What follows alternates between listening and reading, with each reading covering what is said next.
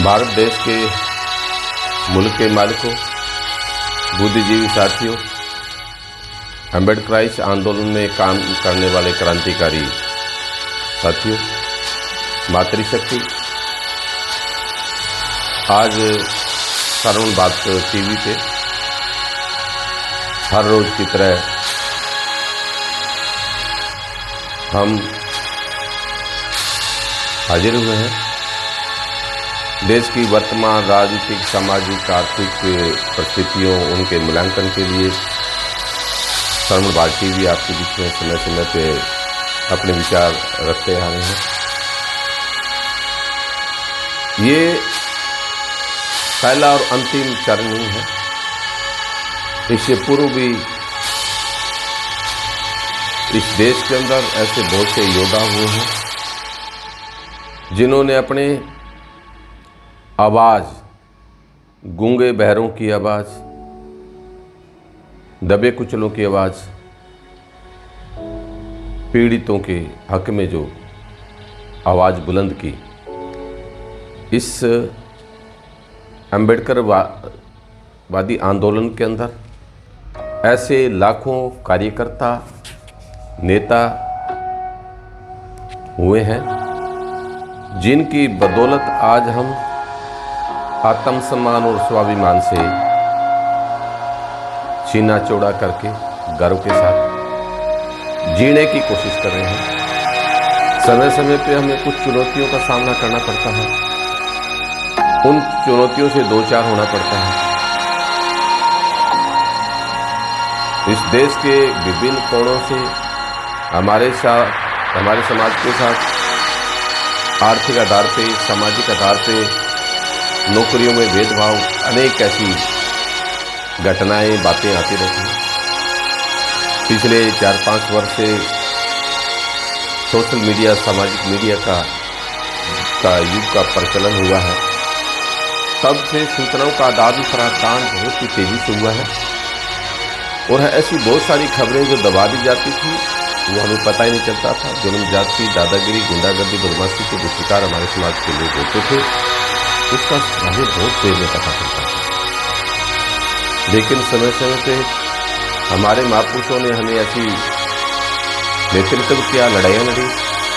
भगवान बुद्ध से लेके गुरु रविदास, कबीर साहब के आंदोलन में, चाहे सदना जी थे, मीराबाई, उनमें जो साथ किया, राजघराने से कुछ लोगों ने साथ किया। ऐसे चलते महात्मा ज्योतिबा फुले, साहू जी महाराज, पेरियार, रामास्वामी नायकर, वो सारी हमारी पूरी टीम, बाबा साहब, साथ कांशी राम जी के।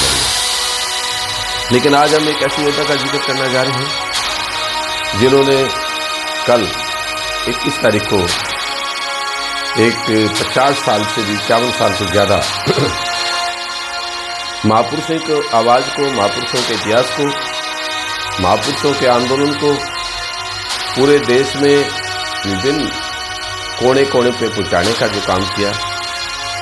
ऐसे हमारे साथी बीकानेर से पन्नालाल जी प्रेमी, जो उन्होंने अपना पेपर निकाला हकदार के नाम से, पूरे भारत में पहला पेपर है जो लगातार 50 वर्ष से भी अधिक, 51 साल तक चलता रहा।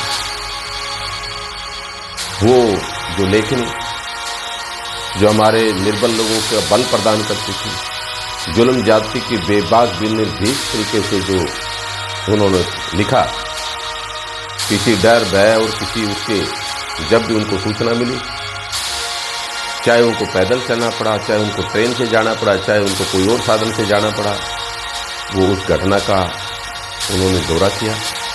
उस घटना का स्पष्ट और क्राइम सीन का, उसका सारे ब्यौरा, जिस तरीके से जो हकदार जो न्यूज़पेपर है हमारा पाक्षिक, उन्होंने पूरे 51 साल तक इस देश के अम्बेडकरवादी आंदोलन को, श्रमण संस्कृति के आंदोलन को एक दिशा दी, एक आवाज़ दी। ऐसे साथी कल 21 तारीख की रात को सदा के लिए चिर निद्रा में सो गए। इस आंदोलन की जो कड़ी है, अपनी विरासत है, अपने 2 बेटों को अशोक कुमार प्रेमी और सुभाष जी को सौंप के चले गए। उन्होंने लंबे समय तक बीकानेर में हेडक्वार्टर स्थापित करके बड़ा काम किया। मेरा प्रेमी जी के साथ एक सप्ताह में 2017 में साथ रहने का मौका मिला। हमने बीकानेर से लेके और महू तक, जो बाबा साहब का जन्म स्थान है मध्य प्रदेश महू इंदौर में, वहाँ तक गाड़ी से हमें जाने का मौका मिला। हमारे साथ सुप्रसिद्ध अम्बेडकरवादी नेता, क्रांतिकारी नेता शिवदान जी मेघवाल, हमारे साथ बहुजन आंदोलन में बामसेप के लंबे समय तक 95 से जो काम कर रही थी नैना कश्यप, और एक बीकानेर से साथी और 5 लोग हम बीकानेर से निकले 10 अप्रैल को। और जितने रास्ते में होते हुए बीकानेर से जब हम नागौर आए, नागौर में जो डांगावास कांड, एक बहुत घृणित इस सदी का सबसे घृणित जो कांड हुआ था, वहाँ के मेघवाल समाज के लोगों पे सामंती गुंडों के द्वारा सरेआम ट्रैक्टर चढ़ा के ऊपर निरी बच्चों और औरतों को कत्ल कर दिया गया, ट्रैक्टर के नीचे दबा दिया गया। बहुत बुरी तरह से अब तक का सबसे घृणित वो कांड था। उस कांड के जो है उन्होंने सबसे ज़्यादा, पन्नालाल प्रेमी जी ने इसके ऊपर सबसे ज़्यादा रिपोर्टिंग की। तो उनका मन हुआ कि हम डांगावास कांड, यहाँ से 20-25 जो गांव है वो अपने रास्ते से 20 से 22 किलोमीटर दूर है, हमें उधर जाना चाहिए। उनके साथ उनके दिशा निर्देश अनुसार हम डांगावास गांव में पहुँचे। डांगावास गांव में जब हम गए तो वहाँ CRPF की या पैरामिलिट्री फोर्सेज की एक बटालियन वहाँ थी उस परिवार के लिए, सुरक्षा के लिए। वहाँ भी इंटरव्यू किया, उन परिवारों की सूद ली। हम लोग क्या करते हैं कि जब कोई कांड हो जाता है तो हम 15-20 दिन तो उसका हम फॉलो करते हैं, उसके बाद हम भूल जाते हैं। लेकिन पन्नालाल जी की जो सबसे बड़ी जो बात थी वो ये कि वो इस चीज़ की फॉलो अप करते थे कि क्या इसके बाद भी कोई उन लोगों को सरकार की तरफ से, समाज की तरफ से कोई राहत प्रदान की जाती है। तो साल में कम से कम 1 या 2 बार या महीने में 1 आध बार तो फ़ोन कर लेते थे और वो जाके उस घटना का मुआयना करते थे, समय समय पर उसके ऊपर रिपोर्टिंग करते थे। ये उनसे बहुत बड़ी, हमने 10 अप्रैल को जब हम वहाँ पहुँचे 2017 में, तो मुझे सीखने का मौका मिला। उसके बाद हम अजमेर, चित्तौड़गढ़ हम गए। अजमेर के इतिहास के बारे में बताया। जहाँ जहाँ हम गए तो पन्नालाल जी ने उन सभी साथियों को, समाज के लोगों को फ़ोन किया हुआ था। तो हम जब पहुँच रहे होते थे, हर जिस कस्बे में डिस्ट्रिक्ट हेडक्वार्टर पे उनके प्रेम करने वाले लोग, उनको मान सम्मान देने वाले लोग हमारी इंतज़ार कर रहे होते थे और फूल मालाओं के साथ हमारा स्वागत कर रहे थे। और सबसे बड़ी बात क्या रही को हर जगह हमें जो उन साथियों ने बाबा साहब के स्टैचू पे, बाबा साहब के चौक पे हमारा स्वागत किया। ये हमारी इतनी बड़ी औकात नहीं थी। पन्नालाल जी की एक प्यार था लोगों के बीच में, इतना बड़ा एक लंबा संघर्ष जो था, 50 साल से भी ज़्यादा लोगों के साथ उनका जुड़ाव जो था, उस बात के लिए लोगों ने हमें प्यार सम्मान दिया। हम अजमेर के अंदर जगह जगह हमें खाना और वो सब कुछ मिला। अजमेर के बाद हम चित्तौड़गढ़ गए। चित्तौड़गढ़ में जो इतिहास पन्नालाल जी ने बताया कि हमारे बहुत बड़े योद्धा, क्रांतिकारी, जिनको हम अब अगरबत्ती लगा के जिनकी हम पूजा करते हैं, पन्नालाल जी कभी गुरु रविदास जी को ऐसा गुरु नहीं मानते थे। वो कहते थे गुरु रविदास जी जस्टिस वॉरियर थे, एक योद्धा थे। उन्होंने अपनी प्रेस में, अपने पेपर में उनके बारे में बहुत कुछ लिखा है। 50-51 साल में ऐसा रविदास जयंती में सबसे बढ़िया उनका लेख होता था पन्नालाल जी का।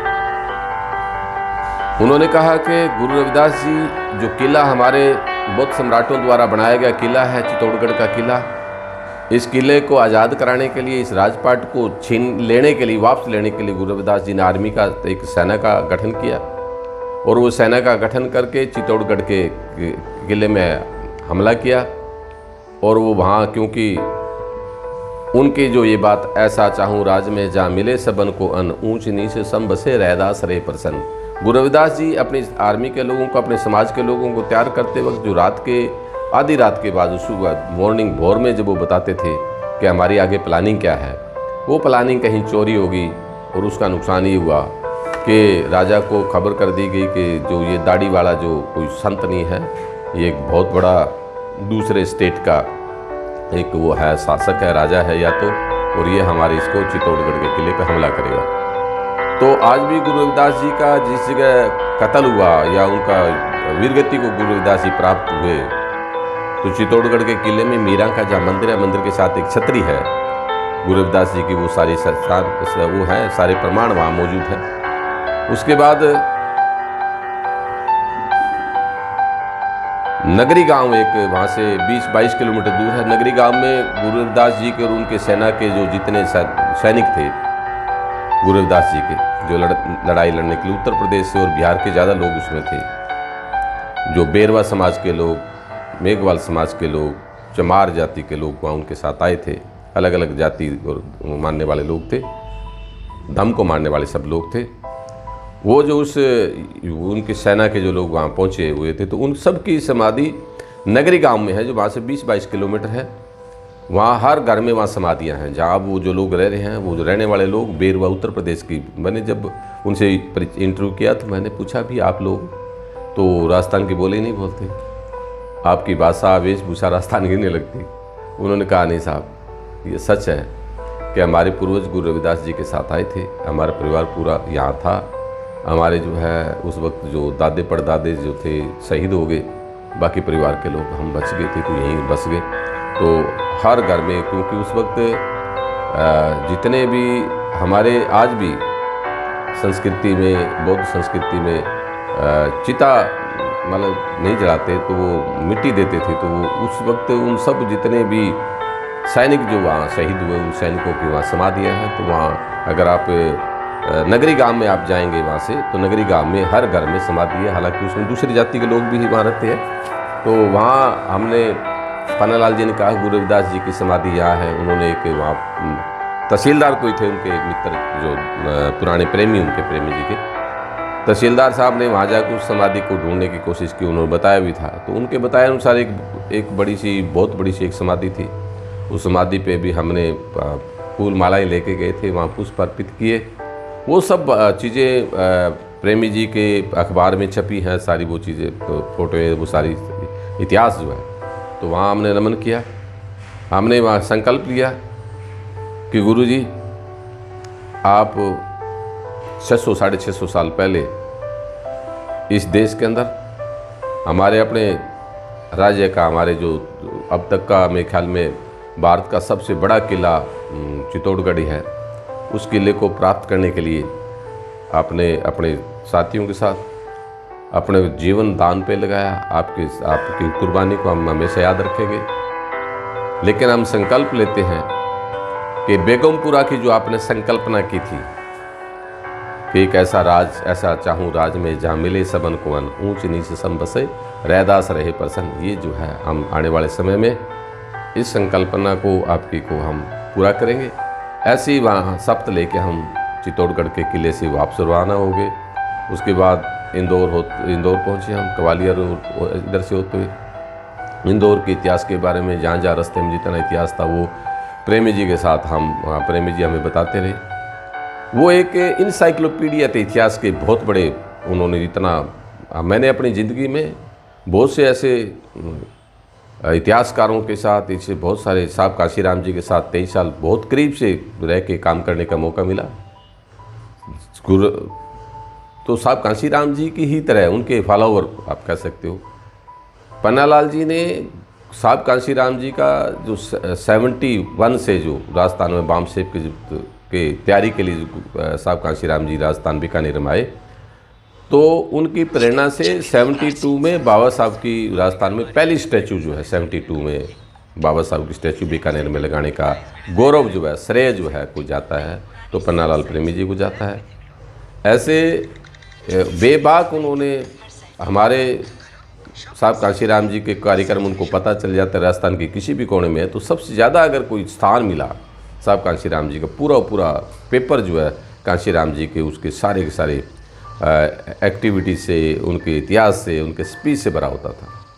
बहुजन सकटक, बहुजन नायक के अलावा अगर कुछ श्रेणी में कोई लाके अगर हम कहीं खड़ा कर सकते हैं, साहब कांशीराम जी ने अपना पेपर S80 में बहुजन नायक निकाला, मार्च 80 में बहुजन नायक निकाला और अप्रैल 80 में बहुजन संगठक निकाला। साहब कांशीराम जी ने लगभग 80 पेपर निकालने का टाइटल रजिस्टर करवाए थे और निकालने का काम शुरू किया। लेकिन उससे पहले अगर किसी ने साहब कांशीराम जी के अम्बेडकरवादी आंदोलन के बारे में अगर किसी ने कोई काम किया, वो आप थे, पन्नालाल प्रेमी जी थे। आपने अपने पेपर में बहुत स्थान दिया, लोगों में जागृति का काम किया। लोग राजस्थान के लोग अगर अम्बेडकर मूवमेंट से अगर एक्वायर्ड नॉलेज है, हम दो टाइप का ज्ञान मानते हैं। एक वो ज्ञान जो उदारा ज्ञान है, जो आपको सरसरी तौर पे ज्ञान है, जय भीम कहना सीख लिया, थोड़ा सा हमें ज्ञान है। लेकिन अगर कोई ज्ञान की गहराई अगर वहाँ कहीं प्राप्त हुई है कि या जिनके कारण हुई है, तो जो पन्नालाल प्रेमी जी का जो पेपर है उसका बहुत बड़ा योगदान है। तो आज राजस्थान के क्षेत्र में अगर अम्बेडकरवादी आंदोलन मजबूत है, तो उसका श्रेय अगर किसी को देना चाहिए, निर्विवाद निष्पक्ष अगर कोई हम बात कहना चाहें, तो केवल एक ही नाम आता है। उस पेपर का नाम हकदार और उस योद्धा का नाम राइटर, और जो सारा कुछ वो एक लेखक थे, एक कवि थे और एक क्रांतिकारी योद्धा थे। इसमें क्योंकि जब हमारा साथी चला जाता तो हमें उनके कीमत का पता चलता है, जब साथ रहते हो हमें इस बात का पता एहसास नहीं होता। ये इतना बड़ा सम्मान जो है प्रेमी जी ने दिया। तो 7 दिन का जो सफ़र उनके साथ जो हमारा रहा, जगह जगह हम उनके साथ घूमे, इतिहास की जानकारी ली, ज़्यादा से ज़्यादा सुनने का हमने कोशिश की, उनके ज़्यादा से ज़्यादा हमने ज्ञान पिपासा की वजह से हमने ज़्यादा से ज़्यादा प्रेमी जी की बातों को सुना और इससे हमें बड़ा लाभ हुआ। और हमें ही नहीं, पूरे नॉर्थ इंडिया में, पूरे उत्तर भारत में जहाँ जहाँ उनके जानकार थे, वो पेपर दूर तक जाता था, राजस्थान तक सीमित नहीं था। और बड़ी बात यह है कि उस पेपर को मैं जान नहीं पाया कि कैसे चलाते थे। किसी भी के पास जो पेपर जाता था, वो पेपर की निःशुल्क जाता था। वो अलग बात है कि किसी ने मन से आके किसी ने 1000 दे दिए, 2000 दे दिए, जो अपने हिसाब से जो भी उनको दिया, प्रेमी जी को उन्होंने ले लिया, किसी से पैसा नहीं मांगा 51 साल तक। और कोई बहुत बड़ी उनके पास निधि नहीं थी, बहुत बड़ा धन उनके पास नहीं था। थोड़ा जीवन परिचय के ऊपर उनके जो है प्राप्त हुआ है, उसके ऊपर थोड़ा चर्चा कर ली।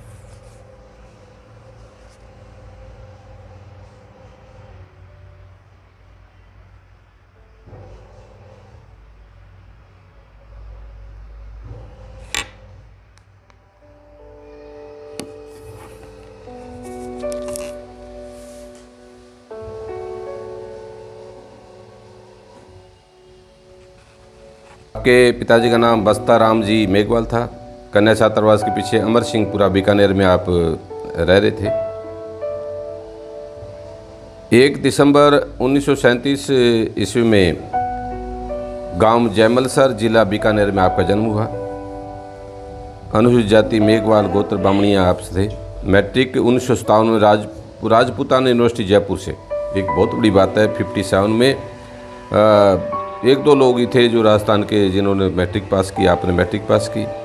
1957 से लेकर 1964 तक कोल माइंस पलाना, जिला बीकानेर में आप लिपिक के पद पे आपने काम किया, लगभग जो है 7 साल। 1954 दिसंबर में ACC कैंप डीडवाना नागौर राजस्थान में आपने किया, उसमें काम किया। 1955 में national volunteer for rifle training और स्काउट का भी आपने काम किया। 1960 से आप संवाददाता के तौर पे आपने अपना लाइफ जो है पत्रकारिता आपने शुरू की। 63 में लोक सहायक सेना कैंप पलाना बीकानेर में आप उसमें भी रहे लोक सहायक के तौर पे। 1964 से लेकर 79 तक बीकानेर में खादी ग्रामोद्योग प्रतिष्ठान हकदार आपने काम किया। आपको ज़्यादा ये सारी नौकरियों में रहते हुए भी ज़्यादा जो आपके अंदर जो एक कवि, एक लेखक, एक क्रांतिकारी योद्धा, जो कलम का एक सिपाही जो एक पैदा हो रहा था, उसने आपको ज़्यादा देर नौकरी नहीं करने दी। और हकदार पाक्षिक बीकानेर का सन 1969 में प्रकाशन जारी किया। मेघवीर मासिक पत्रिका भी आपने निकाली, जो लगभग 3 साल तक आपने मेघवीर मासिक पत्रिका आपने बड़ी मैगजीन आपने वो भी आपने इसका संपादन किया, आपने वो भी प्रकाशन किया। 1973 में सम्मान पुरस्कार जो है आपको समय समय पे संस्थाओं ने सम्मानित किया। The schedule caste uplift union Bikaner ने आपको सम्मानित किया। भारतीय दलित साहित्य अकादमी ने डॉक्टर अम्बेडकर फेलोशिप से अवार्ड से आपको सम्मानित किया। मध्य प्रदेश साहित्य अकादमी द्वारा भोपाल द्वारा भी आपको सम्मान पत्र दिया गया। भारतीय साहित्य अकादमी दिल्ली से डॉक्टर अम्बेडकर फेलोशिप से दूसरी बार आपको सम्मानित किया गया। भारतीय दलित साहित्य अकादमी जिला जोधपुर के द्वारा आपको सम्मानित किया गया। भारतीय दलित साहित्य अकादमी प्रदेश शाखा उदयपुर भाटी द्वारा छत्रपति साहू जी महाराज पुरस्कार आपको दिया गया। डॉक्टर अम्बेडकर संघ बीकानेर द्वारा आपको सम्मानित किया गया। अम्बेडकर राष्ट्रीय अस्मितादर्शी साहित्य अकादमी उज्जैन मध्य प्रदेश उज्जैन द्वारा महात्मा ज्योतिबा फुले विद्यापति सम्मान से आपको सम्मानित किया गया। डॉक्टर अम्बेडकर राष्ट्रीय अस्मिता साहित्य अकादमी उज्जैन मध्य प्रदेश द्वारा भदंत आनंद कौशल्यायन के पत्रकारिता रत्न से भी आपको सम्मानित किया गया। महाराष्ट्र दलित साहित्य अकादमी भुसावल द्वारा doctor Ambedkar freedom of press award से आपको सम्मानित किया गया। आपने जो है कि माइलस्टोन आपने कायम किया, जो इसलिए आपको समय समय पर संस्थाएं आपको सम्मानित करते अपनी संस्था का भी गौरवान्वित की। आपने उन संस्थाओं को भी आपने गौरवान्वित किया। भारतीय दलित साहित्य अकादमी डॉक्टर अम्बेडकर राष्ट्रीय पुरस्कार फिर आपको जो है 1997 में आपको मिला। 1997 में फिर जोधपुर के जिला शाखा द्वारा भी आपको अवार्ड दिया गया। 1999 में विज्ञान आचार्य सम्मान से जो है महाराष्ट्र दलित साहित्य अकादमी द्वारा आपको सम्मानित किया गया। सतगुरु कबीर धर्म संस्थान जयपुर द्वारा भी आपको सत्य अन्वेषणी कबीर सेवा सम्मान आपको सम्मानित किया कि कबीर के बारे में अगर जितना आपने ज्ञान लोगों को बांटा है, ज्ञान उनको परोसा है, उसके ऊपर जो भी आपको बहुत बड़ा सम्मान मिला। जिला परिषद बीकानेर द्वारा कबीर पुरस्कार आपको दिया गया। समता सैनिक दल जोधपुर द्वारा भी आपको सम्मानित किया गया। समता सैनिक दल प्रदेश शाखा कुचामन सिटी नागौर से भी आपको सम्मानित किया गया। दलित साहित्य अकादमी प्रदेश मकराना नागौर, ऐसे कितने ही संस्थाएं हैं जिन्होंने, मैं करूँगा तो ये लगभग इतना लंबा, 2002 में आपको भारतीय दलित साहित्य अकादमी और बालोतरा द्वारा, फिर जयपुर में, फिर 2003 में एक साल में 2 बार 3 बार आपको सम्मानित किया गया, जो सम्मान गया। और 2004 में जो अखिल राजस्थान अम्बेडकर विकास परिषद द्वारा दलित चेतना विशिष्ट सम्मान आपको दिया गया। ऐसे ही 2004 में, ये 2004 से आप देखो 2004 में आपके पास लगभग जो है 13 सम्मान आपको मिले। गौरव सम्मानित अम्बेडकर साहित्य सम्मान, दलित गौरव सम्मान, श्रेष्ठ पत्रकारिता सम्मान, राजस्थान पत्रिका रत्न सम्मान। ऐसा कोई संस्था, ऐसी कोई जो लोग ऐसे नहीं थे जो बचे हों का आपके सम्मान करने में। राष्ट्रभक्त पत्रकारिता के तौर पर भी आपको सम्मान मिला। अम्बेडकर सेवा सम्मान आपको मिला। अम्बेडकर साहित्य रत्न सम्मान आपको मिला। बहुजन समाज गौरव का रत्न जो है आपको 2007 में मिला। तो और आपने जो है भारतीय साहित्य अकादमी ने समय जालोर में फिर उत्कृष्ट सेवा सम्मान राष्ट्रीय मानवीय कल्याण पुरस्कार भी आपको दिया। मेघवंश शिरोमणि अवार्ड आपको मिला। ग्रामीण पुरस्कार भी आपको मिला। तो ऐसे कितने ही लगभग जो है 1000 से ज़्यादा सम्मान आपको जो 1964 से लेके और अब तक जो है आपको मिले। तो ऐसे विभिन्न संगठनों के आप सहयोगी रहे। आप राजस्थान मेघवाल परिषद का गठन करने वाले लोगों में से आप रहे और आप उनके प्रदेश अध्यक्ष भी रहे। और national federation of human right council Mumbai Rajasthan से लेकर 1971 में आपने आकाशवाणी के वार्ताकार भी आप वहाँ रहे हैं। तो इतना बड़ा सम्मान अगर हम देखते हैं तो प्रेमी जी को मिला। हम आपके इस आज के जाने पे स्वर्णिम भारत टीवी अपने आप को अकेला महसूस कर रहा है। इसमें कोई शक नहीं कि ये अटल है। जन्म और मृत्यु दोनों अटल है। जिसका जन्म हुआ उसने जाना है। आप गए हैं। आप इतने लाखों करोड़ों भारतीय जो आपसे प्यार करते हैं, प्रेम करते हैं, उनके दिल में आप हमेशा जीवित रहेंगे। आपका संघर्ष, आपका लिखा हुआ इतिहास, आपके द्वारा लोगों में जो परोसा गया ज्ञान, वो आपको हमेशा सम्मान दिलवाता रहेगा, ऐसा हमें विश्वास है। प्रेमी जी, आपका वो 7 दिन का अरसा जो हम साथ साथ रहे हैं, हमेशा ये याद रहेगा। हमारे अम्बेडकरवादी आंदोलन का एक बहुत बड़ा इतिहास और आप साक्षी रहे हैं, रूबरू रहे हैं। आपने बताया कि कितनी बार साहब कांशीराम जी के साथ नाइट में रुके, आप उनके कार्यक्रम को रिकॉर्डिंग की, आपने उनके कार्यक्रमों की जो है प्रत्यक्ष जो है वो सारा आपने एक एक चीज़ आपने इतनी बारीकी से जो है साहब कांशीराम जी के नज़दीक रह के, या हमारे जो बरैया साहब के साथ भी आप इतने लंबे समय, जितने ऐसे कार्यक्रम मध्य प्रदेश के और उत्तर भारत के जो कार्यक्रम, फूल सिंह बरैया जो एक बीएसपी में भी एक लंबे समय तक रहे, और कौन नहीं जानता बहुजन संघर्ष दल के नेता, और आज वो मध्य प्रदेश से चुनाव लड़ रहे हैं बाई इलेक्शन में, तो उनके साथ भी आपका इतना निकटता का, तो मेरे ख्याल में कोई ऐसा जो अम्बेडकरवादी आंदोलन का स्वाभिमानी कोई नेता है, आपसे अछूता आपको नहीं जानता, ऐसा कोई व्यक्ति शायद मैंने नहीं देखा 32 साल के सामाजिक लाइफ में। जितना कि मैं जानता हूँ जिन लोगों को, आपका नाम लेने के बाद बड़े सम्मान आदरपूर्वक आपका नाम के जब जो कहीं जिनके आगे चर्चा की, तो कहता जी एक ही सवाल आता था कि आपको कौन नहीं जानता, पन्नालाल प्रेमी जी को कौन नहीं जानता।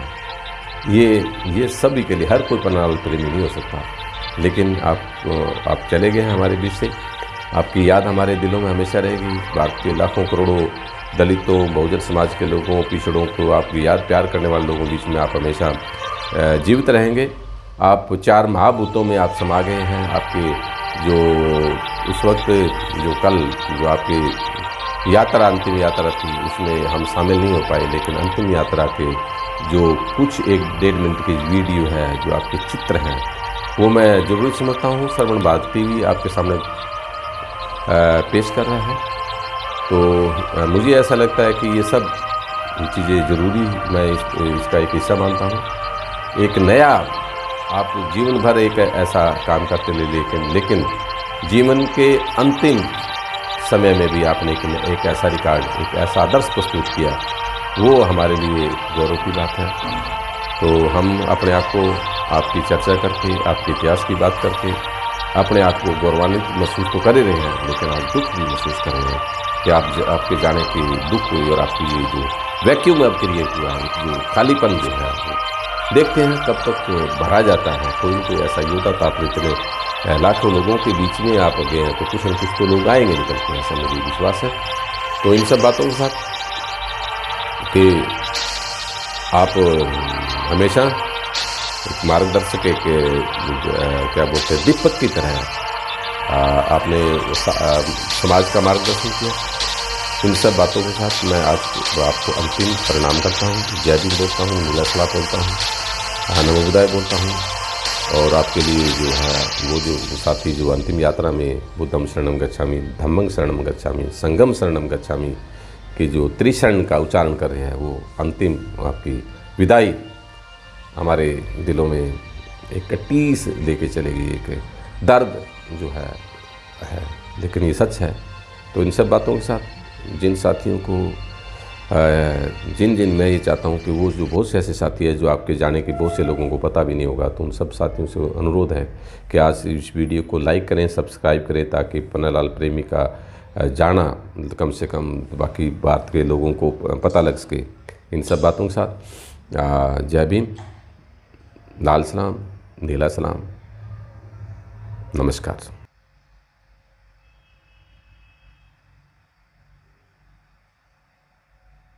शरणं गच्छामि, धम्मं शरणं गच्छामि, संघं शरणं गच्छामि, बुद्धं शरणं गच्छामि, धम्मं शरणं गच्छामि, संघं शरणं गच्छामि, बुद्धं शरणं गच्छामि, धम्मं शरणं गच्छामि, संघं शरणं गच्छामि